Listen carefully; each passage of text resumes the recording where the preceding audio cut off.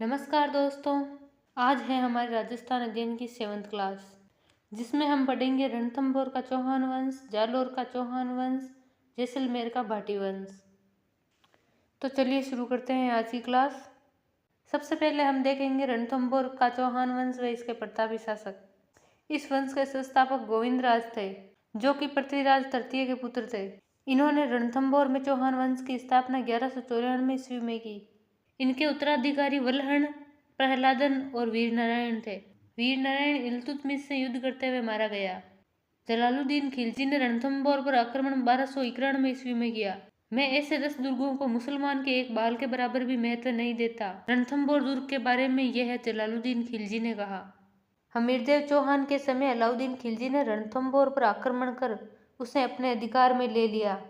हमीर द्वारा मंगोल विद्रोही मोहम्मद शाह और कहबू को शरण देने के कारण यह आक्रमण किया गया। हमीरदेव चौहान को सर्वप्रथम अलाउद्दीन खिलजी के आक्रमण का सामना 1299 ईस्वी में करना पड़ा।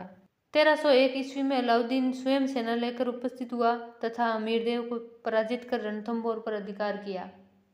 हमीरदेव चौहान के सेनानायक रतिपाल व रणमल थे, जिन्होंने इनके साथ विश्वासघात किया था।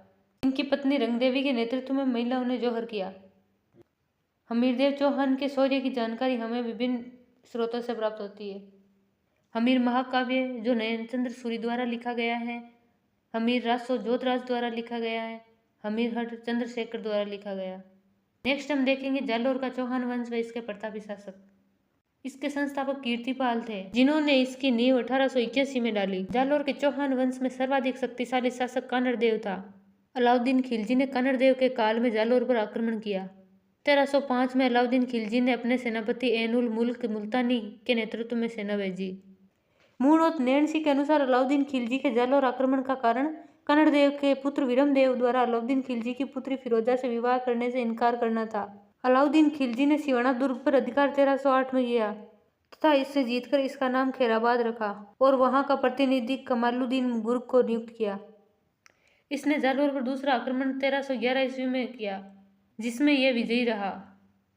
जालोर दुर्ग में विश्वासघात एक दया सरदार भिक्का ने किया। अलाउद्दीन खिलजी ने जालोर विजय के पश्चात उसका नाम जलालाबाद रखा। जालोर दुर्ग में रानी मेणादेव के नेतृत्व में जौहर हुआ। नेक्स्ट है हमारे जैसलमेर का भाटी राजवंश व इसके प्रतापी शासक। जैसलमेर का भाटी राजवंश स्वयं को चंद्रवंशी यादवों से संबंधित बताता है। जैसलमेर किले का इतिहास ढाई शाखे के लिए प्रसिद्ध है। जैसलमेर का प्रथम शाखा मूलराज के समय हुआ, जब अलाउद्दीन खिलजी के सेनापति कमालुद्दीन गुर्ग ने आक्रमण किया। जैसलमेर का तीसरा शाखा, जिसे अर्ध शाखा के नाम से जाना जाता है, लूनकरण के समय हुआ था 1550 ईस्वी में, जब कांधार के शासक अमीर अली ने आक्रमण किया।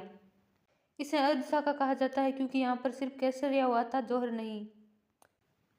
जैसलमेर के हर्राय भाटी ने अकबर के नागौर दरबार में अकबर की अधीनता स्वीकार कर अपनी पुत्री का विवाह किया। भाटी राजवंश का अंतिम शासक जवाहर सिंह था। इसी के साथ समाप्त होती है आज की हमारी क्लास। मिलते हैं नेक्स्ट क्लास में नए टॉपिक के साथ।